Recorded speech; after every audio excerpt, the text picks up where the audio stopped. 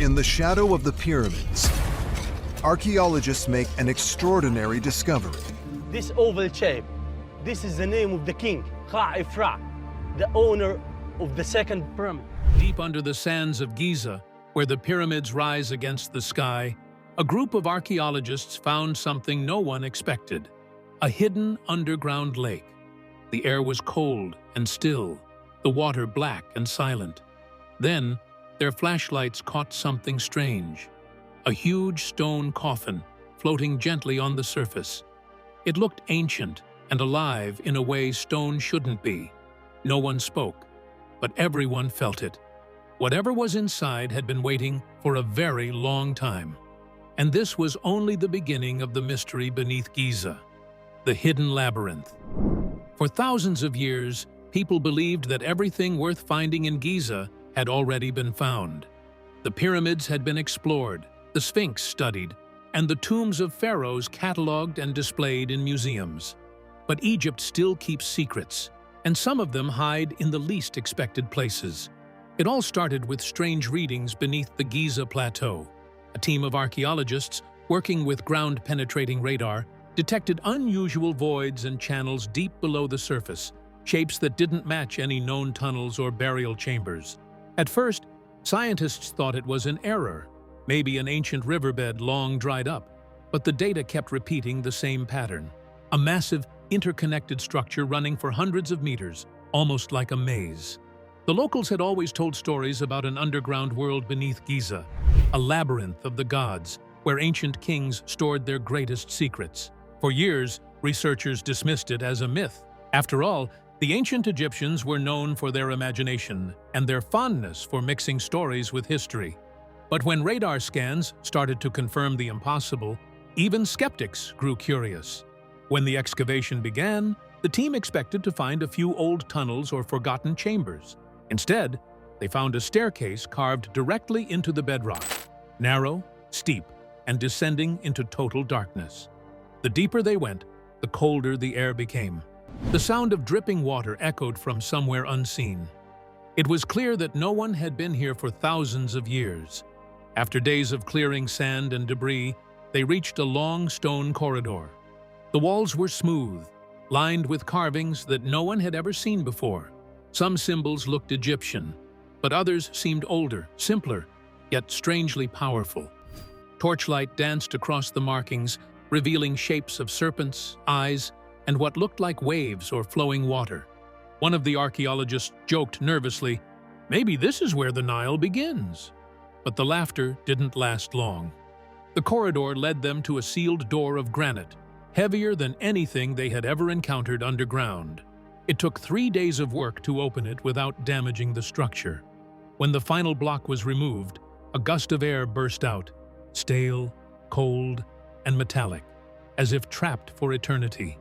Behind the door was a cavern, massive, echoing, and unlike anything found beneath the pyramids before. The ceiling shimmered faintly, as if coated with crystals, reflecting the light of their lamps. At first, they thought the floor was covered in stone, but when one of them dropped a small tool, it splashed. It wasn't stone. It was water. A lake. An underground lake. No one spoke for a full minute. Lakes didn't exist beneath Giza, at least, not naturally.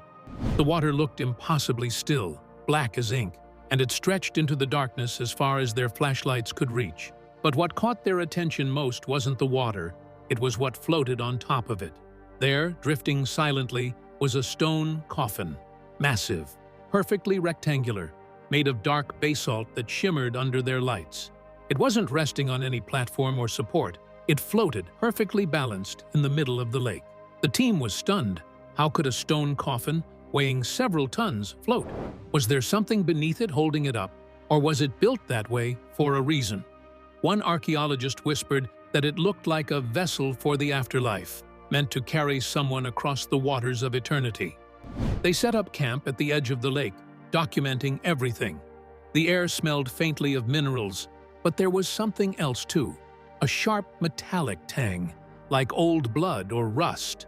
Instruments picked up faint energy readings around the coffin, almost like a magnetic pulse. Some of the team joked that maybe it was just their equipment acting up in the damp air. Others weren't so sure. The carvings on the cavern walls seemed to tell a story or a warning. Scenes of men carrying torches, walking toward water, followed by waves swallowing them whole. There were figures of jackals, serpents, and winged creatures guarding something at the center. One inscription, barely visible near the shore, was translated roughly as, "The one who sleeps beneath the water must not be disturbed." The team leader, Dr. Karim, dismissed the idea of curses. Still, he admitted that the craftsmanship and scale of the chamber suggested something far beyond a normal tomb. The deeper they explored, the stranger it got. They found tunnels leading away from the lake, narrow, winding, and branching out like veins. Some ended abruptly in stone, others in collapsed chambers filled with mud and debris. The underground labyrinth was real, and it was far larger than anyone had imagined. As they prepared to take samples from the water and examine the coffin, one of the divers reported something unusual. The lake's temperature was unusually warm, almost as if something beneath was generating heat. "It's not geothermal," he said. "It's rhythmic." The readings pulsed every few seconds, like a heartbeat. For a moment, the team laughed it off, nerves, stress, and imagination running wild. But as they looked out at the coffin, floating silently in the dark water, no one felt like laughing anymore. Whatever this place was, it wasn't meant to be found. But curiosity always wins, and soon they'd decide to open the coffin. That's when things started to go very, very wrong. The coffin that shouldn't float. The team camped beside the underground lake for 3 nights before daring to touch the coffin. They had to bring in more lights, diving gear, and recording equipment. Every scientist in the group knew how strange this find was, not just because of where it was, but because of what it did. A stone coffin weighing several tons should have sunk to the bottom immediately, yet there it was, resting perfectly on the surface, like it was defying the laws of physics. They tried to explain it scientifically. Maybe the lake was dense with minerals, or there was an unseen platform holding it up. But when divers entered the water to check, they found nothing underneath, only dark, endless depths that their lights couldn't fully reach. The water was warm to the touch, almost unnaturally so, and every movement sent quiet ripples that echoed through the chamber. When they circled the coffin, they noticed it was sealed tight. No cracks, no damage, no sign of how it could have been moved there in the first place. Its surface was covered in markings, not traditional hieroglyphs, but deep carvings that looked more like symbols or runes. The design was elegant but unsettling, with spirals and eye-like patterns that seemed to follow the light wherever it went. Dr. Karim and his assistant, Nadia, spent hours taking rubbings and photos of the markings. When they sent the images to experts in Cairo, the responses came back confused. Some said the symbols resembled early pre-dynastic script writing that existed before the first pharaohs. Others thought it looked closer to Sumerian, or even something unknown entirely. One linguist simply wrote back, "This is not Egyptian." That one sentence changed everything. If this coffin wasn't Egyptian, what was it doing beneath the pyramids? How old could it possibly be? The divers reported another strange finding. Whenever they swam close to the coffin, their equipment began to glitch. Cameras flickered, lights dimmed, and readings spiked randomly. The water itself seemed to vibrate faintly, like there was an invisible hum resonating through it. One diver, clearly shaken, said he felt a pressure in his chest every time he got near, as though the air was being squeezed out of his lungs. Dr. Karim considered pausing the project, but by then curiosity had taken over. They had stumbled onto something the world had never seen. Whatever was inside that coffin could hold answers about an era lost to time or something far stranger. The plan was simple: drain part of the lake, secure the coffin, and open it in a controlled environment. But as they began to pump water away, an eerie thing happened. The coffin sank slowly, as if it was alive and reacting to their interference. The moment they stopped the pumps, it floated back up again. After days of testing and failed draining attempts, they decided to open it where it was. Using a custom-built crane, they gently attached harnesses around the coffin. It didn't resist, but the water around it rippled as though disturbed by something unseen. When they finally hoisted the lid slightly open, just enough to peer inside, the smell that escaped was like nothing they'd ever encountered. It wasn't rot or decay. It was metallic, almost electric, as if the air itself had been trapped and charged for thousands of years. The inside was lined with a dark, resin-like substance that glimmered under the light. At first, it seemed empty, but as the team leaned closer, they noticed shapes inside the resin, delicate, almost skeletal. Bones, not human, but not animal either, too elongated, too symmetrical. Dr. Karim called for photos and samples immediately, but before they could take any, the temperature in the chamber began to rise. Slowly at first, then faster. Instruments spiked, the water started to ripple violently, and the once still lake began to swirl. Lights flickered, and a deep rumbling sound echoed from the tunnels. The team scrambled to secure equipment as the coffin rocked gently on the surface, still open just an inch. A low hum filled the cavern, growing louder, deeper, like the sound of air vibrating in a giant bell. Dust and pebbles rained from the ceiling, and the shimmering crystals above reflected their lights like a storm of stars. Then, as suddenly as it began, everything stopped. The hum vanished. The ripples faded. Silence returned. When they checked the instruments again, all readings had flatlined. The energy spikes were gone. The water was still. It was as if nothing had happened, but something had changed. The carvings on the coffin now glowed faintly, not with light, but with a soft shimmer that hadn't been there before. Nadia swore she saw one of the symbols move, shifting almost imperceptibly before fading again. Dr. Karim ordered everyone out for the night. No samples, no photographs, no risks. They'd return in the morning with better gear and a plan. As the team climbed back through the tunnel toward the surface, Nadia lingered for one last look. The coffin floated silently once more, perfectly centered on the lake, the faint glow fading into darkness. And then, just for a moment, she thought she saw ripples moving toward the shore, as if something beneath the water was waking up. The chamber that changed overnight. When the team returned at dawn, they expected to find everything exactly as they had left it. The same quiet chamber, the same still water, the same unease that seemed to cling to the air. But as they descended the carved staircase, the atmosphere had changed. The air was heavier, colder, and carried a faint metallic scent, like wet stone mixed with copper. Their lights flickered on, and everyone froze. The chamber was different. The underground lake remained, its surface black and glassy, but the walls were no longer bare. They were now covered in new carvings, thousands of them. The symbols matched those etched into the stone coffin, sharp-edged and curling in strange spiral patterns that hadn't existed before. It was as though the walls themselves had awakened in the night and decided to rewrite their own story. Everywhere they looked, something was off. The equipment they'd left neatly arranged was now scattered. Cameras that had been fixed on tripods lay broken on the floor. Their lenses cracked, their lights pointed toward the lake as if drawn to it. The generator was silent, though no one had touched it, and one of their notebooks, the one filled with sketches of the strange symbols, was missing. Then came the moment of realization that chilled everyone. The coffin was no longer perfectly centered. It had drifted closer to the edge of the lake, its massive stone surface glistening with droplets that caught their flashlight beams.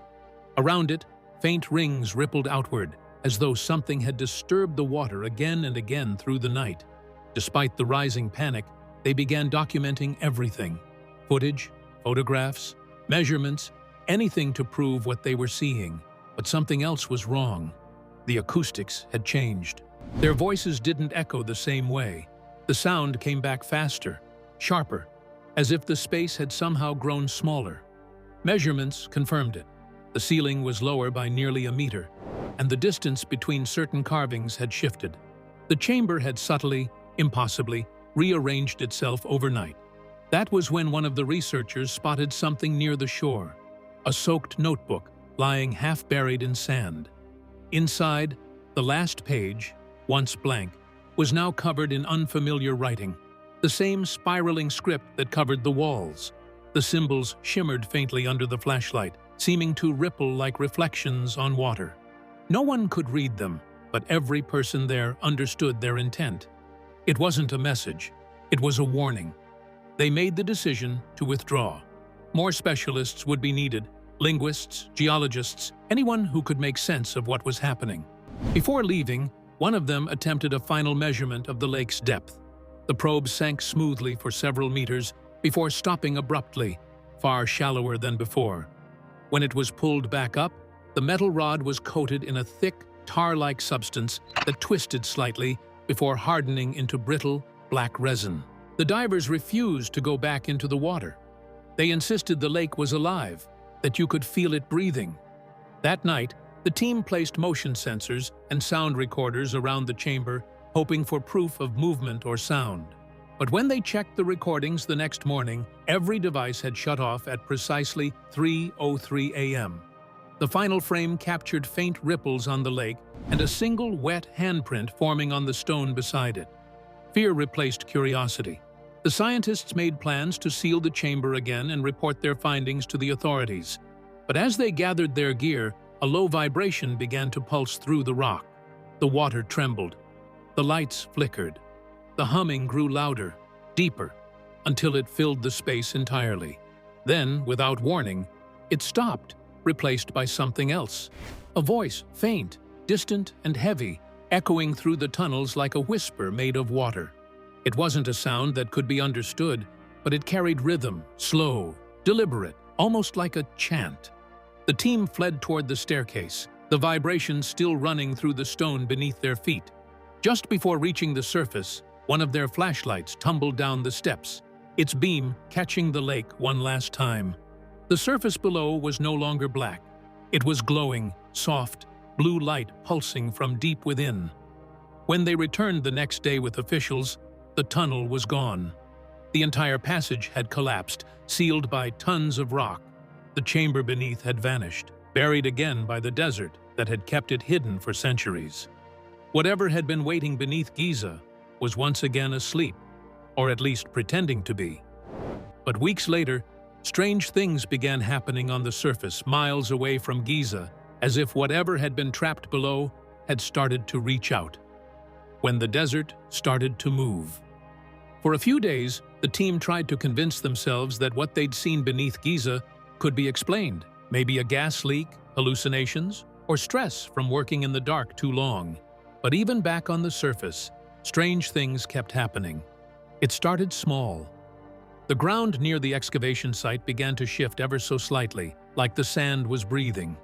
Equipment left near the sealed entrance disappeared overnight, later found half-buried miles away, as if dragged or blown there by some unseen force.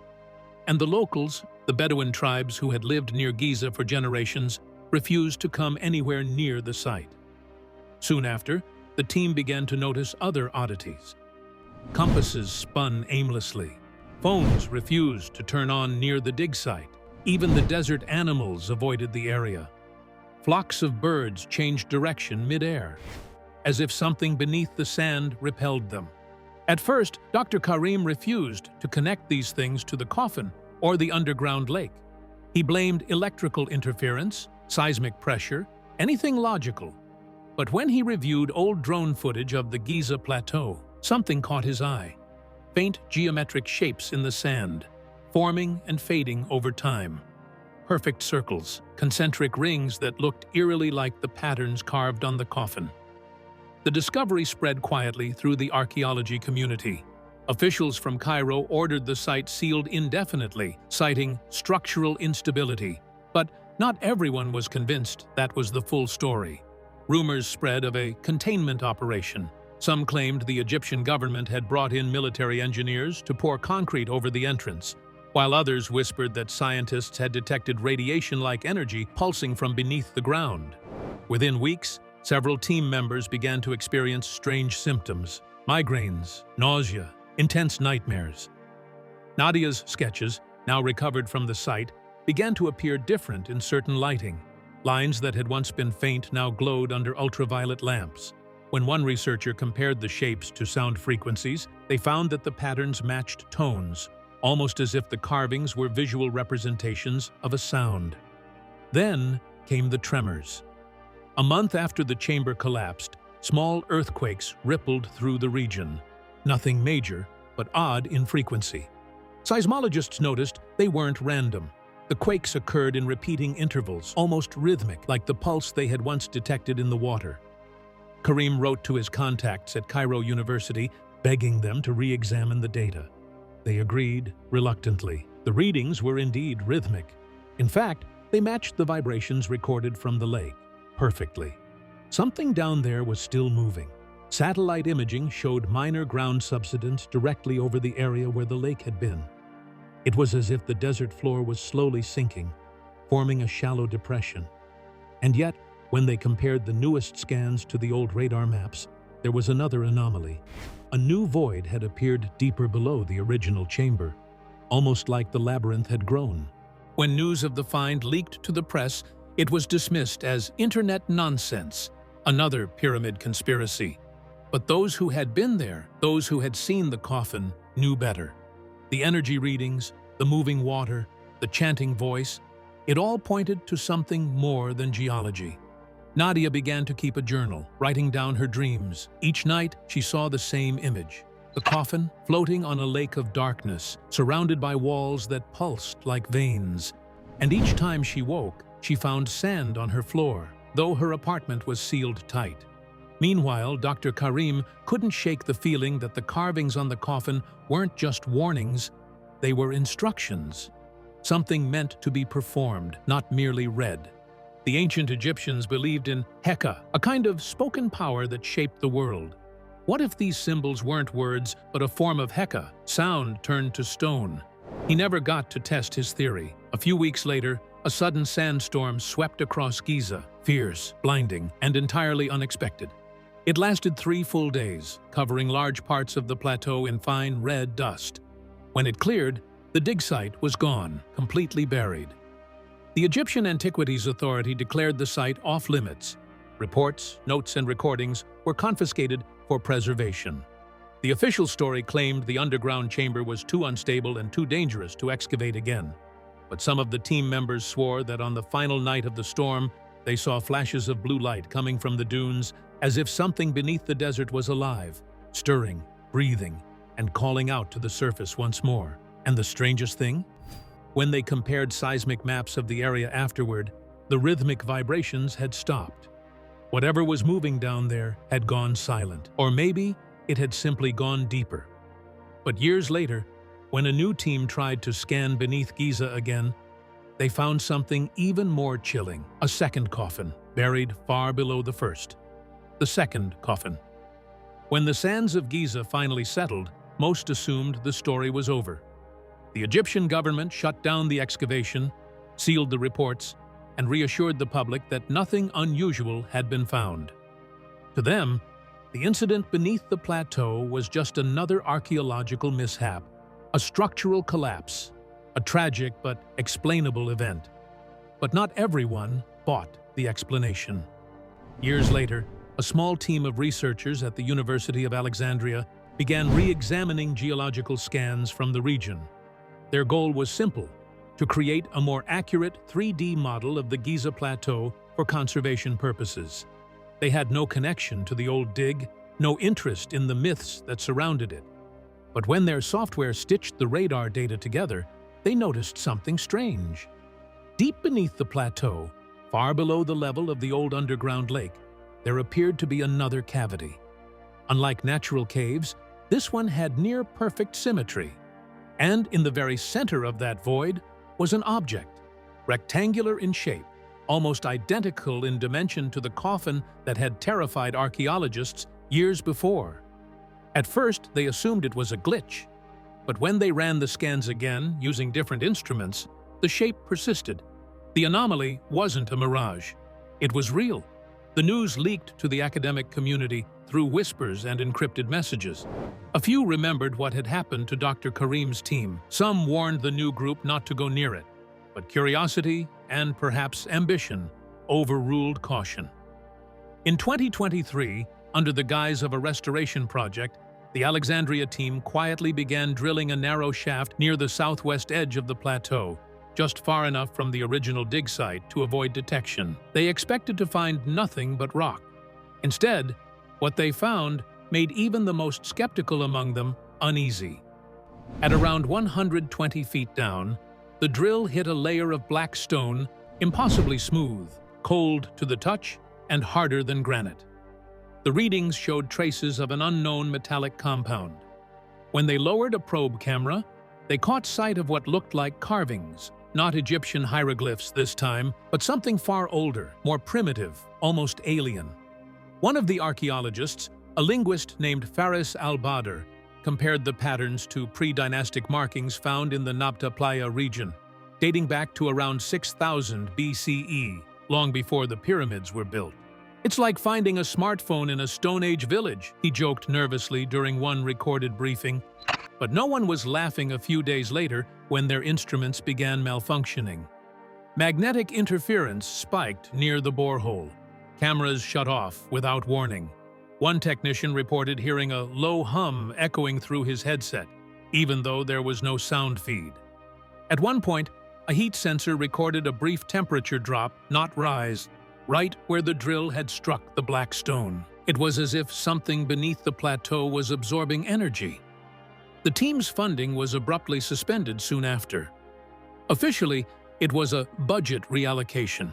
Unofficially, insiders said that the Ministry of Antiquities had intervened, citing national security concerns. The shaft was filled in, the site sealed, and the researchers instructed to delete all related data. But Faris didn't. He secretly copied the scans to an encrypted drive and sent them to a contact in Europe, a geophysicist who specialized in underground resonance mapping. The analysis came back weeks later with a single line attached. "If this is real, it's not a tomb. It's a signal." According to the geophysicist's report, the cavity beneath Giza wasn't static. It emitted faint, rhythmic vibrations at low frequencies. When amplified, the waves produced repeating patterns, almost like coded pulses. Some speculated it was natural resonance from groundwater, but others thought it was too deliberate. The pulse intervals matched the same rhythm recorded during the first excavation years earlier. Whatever was beneath Giza, it hadn't stopped. It had only shifted deeper underground, and it was still active. Even more unsettling was what the European team discovered when they digitally enhanced the 3D model of the second coffin. The shape wasn't perfectly rectangular after all. One side appeared slightly open, like a lid partially ajar. And just beyond that opening, the scans showed faint traces of another structure, something resembling a corridor leading even further below, a doorway. When Faris presented his findings privately to a few trusted colleagues, reactions were mixed. Some believed the second coffin could be an older chamber built by an unknown civilization, possibly the precursors to the Egyptians themselves. Others argued that it was impossible, that whatever it was, it shouldn't exist. But there was one theory that chilled everyone in the room. If the first coffin was meant to contain something, to seal it away, then what if the second wasn't a coffin at all? What if it was a passage leading to whatever the ancient builders had been trying to hide? The question was enough to reignite debate across archaeological circles. A few fringe researchers began suggesting connections between Giza's underground chambers and global mythologies. The Sumerian Abzu, the Greek Hades, even the biblical Abyss. They pointed out how ancient texts across different cultures described a deep, watery underworld where divine or cursed beings were imprisoned. Could Giza's hidden lakes have been part of that same mythic idea, a literal gate to the underworld? The Egyptian government dismissed such claims, labeling them sensationalism. But satellite data told a different story. Over the past decade, the ground in certain parts of the plateau had continued to sink by tiny, precise increments, as if vast spaces were shifting beneath the surface. And when an American research group cross-referenced the Egyptian scans with NASA's gravity maps, they detected a massive, low-density anomaly stretching under Giza and connecting toward the Nile. It wasn't solid rock, it was hollow. No one could say how deep it went. If the legends are true, if the first coffin was meant to imprison rather than preserve, then the one beneath Giza isn't a discovery, it's a warning. Subscribe to the channel if you haven't, if you don't want to miss untold mysteries like this.